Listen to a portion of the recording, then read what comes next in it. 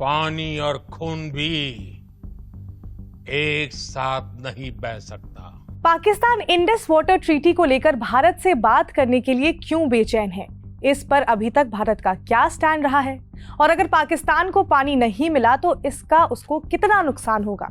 इन सब पर बात करेंगे इस वीडियो में। हेलो, मैं हूं स्वर्ण और आप देख रहे हैं स्विच।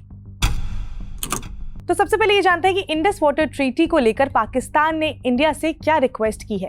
तो द हिंदू की रिपोर्ट के हिसाब से पाकिस्तान ने भारत को सिंधु जल संधि पर बातचीत शुरू करने का ऑफर दिया है। ये ऑफर ऐसे समय में आया है जब भारत ने पहलगाम आतंकी हमले के बाद इस संधि को फिलहाल के लिए रोक दिया था। रिपोर्ट्स के हिसाब से पाकिस्तान के जल संसाधन मंत्रालय के सचिव ने भारत की जल शक्ति सचिव को एक चिट्ठी भेजी। उस चिट्ठी में भारत से रिक्वेस्ट किया गया कि वो अपने रिप्रेजेंटेटिव्स का नाम बताएं ताकि पाकिस्तान के सिंधु आयुक्त के साथ बातचीत जो है वो शुरू हो सके। हालांकि इस चिट्ठी की पूरी जानकारी या इसकी सही तारीख की पुष्टि द हिंदू ने नहीं की है। अब हम इसके बाद ये जानते हैं कि ये ट्रीटी है क्या और अगर ये पानी पाकिस्तान को नहीं मिला तो उनके लिए कितनी बड़ी दिक्कत हो सकती है। तो अमेरिकन ऑथर थॉमसन फ्रिडमैन ने कहा था कि future conflicts may not be about ideology और borders but about who controls the flow of water. मतलब आगे आने वाले टाइम में युद्ध हो सकता है कि बॉर्डर या आइडियोलॉजी की न होकर उसकी हो कि कौन पानी के फ्लो को कंट्रोल कर रहा है, किस देश के पास ये पावर है। और इंडिया पाकिस्तान कॉन्फ्लिक्ट में हमने ये क्लियरली देखा भी। पहलगाम आतंकी हमले के बाद भारत ने इंडस वाटर ट्रीटी फिलहाल के लिए रोक दिया है, जिसके बाद पाकिस्तान ने कहा था कि ऐसे पानी रोकना एक्ट ऑफ वॉर माना जाएगा। लेकिन पीएम मोदी ने यह साफ कर दिया था कि टेरर और टॉक एक साथ नहीं हो सकता है। भारत का मत एकदम स्पष्ट है।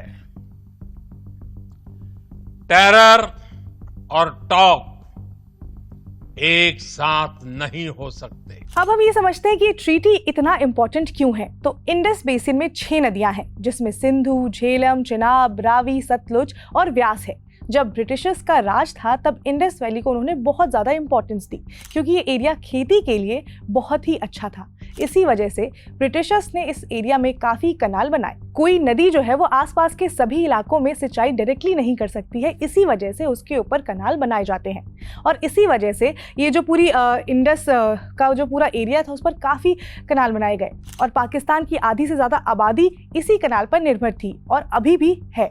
उसमें बड़े शहर जैसे लाहौर और कराची में तो यहाँ से डायरेक्ट पानी जाता है। पाकिस्तान में खेती भी बहुत हद तक इसी कनाल पर निर्भर है, खास करके गेहूं की खेती। So basically Indus water Pakistan के लिए लाइफलाइन है। 1947 में भारत को आज़ादी मिली और पाकिस्तान और भारत का बंटवारा भी हुआ। इसके लिए रेडक्लिफ इंडिया आए और वो 73 दिनों में भारत और पाकिस्तान के बीच बॉर्डर का बंटवारा करके चले गए, लेकिन उन्होंने पानी के बंटवारे को लेकर कुछ खास नहीं किया। ये काम उन्होंने इंडिया और पाकिस्तान के ऊपर बातचीत करने पर छोड़ दिया। फिर पाकिस्तान अक्टूबर 1947 में कश्मीर पर हमला कर देता है और पानी को लेकर बातचीत कुछ आगे बढ़ नहीं पाती है। फिर उसके बाद 18 दिसंबर 1947 से लेकर 31 मार्च 1948 के बीच में दोनों देशों के बीच एक स्टैंड स्टिल अग्रीमेंट साइन होता है। मतलब अभी जैसा चल रहा है आगे भी वैसा चलेगा, जो डेट मेंशन की गई है तब तक।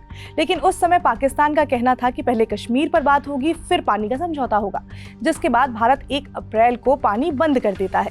जिसके बाद पाकिस्तान बौखला जाता है और उसके बाद मई 1948 में इंडिया पाकिस्तान एक इंटर डोमिनेंट अकॉर्ड साइन करते हैं, जिसके दोनों देशों के बीच पानी को लेकर टेम्पररी अग्रीमेंट हुआ। लेकिन भारत ने कहा कि भारत ये पानी देगा, लेकिन उसके लिए कॉम्पनसेशन की भी मांग की।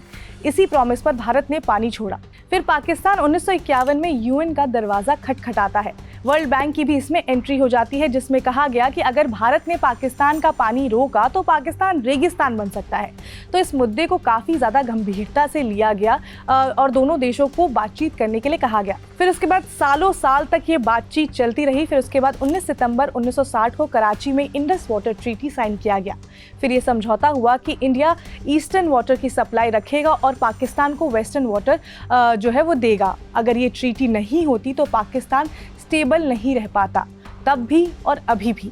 अभी भी जब भारत ने इस पर रोक लगाई है तो पाकिस्तान बौखला गया है और भारत से बात करने के लिए रिक्वेस्ट कर रहा है। अब देखना ये होगा कि इसमें आगे इंडिया क्या करता है, क्योंकि इंडिया ने एक बात साफ कर दी है। हमने देखा कि प्रधानमंत्री नरेंद्र मोदी ने अपने भाषण में भी ये कहा कि उन्होंने कहा कि टेरर और टॉक एक साथ नहीं हो सकता है। जब तक पाकिस्तान ये ना कह दे कि वो आतंकवाद के खिलाफ सख्ती बरतेगा, तब तक हम बात करने के लिए तैयार नहीं है, और ये बात प्रधानमंत्री ने साफ कर दी है। तो अब देखना ये होगा कि ये मामला जो है इसका सल्यूशन क्या निकलता है। तो इसमें जो भी अपडेट आएगा हम आप तक पहुंचाते रहेंगे। आप जुड़े रहिए स्विच के साथ। इसके साथ ही अगर आपको वीडियो इन्फॉर्मेटिव लगी हो तो लाइक करें, शेयर करें, सब्सक्राइब करें स्विच को।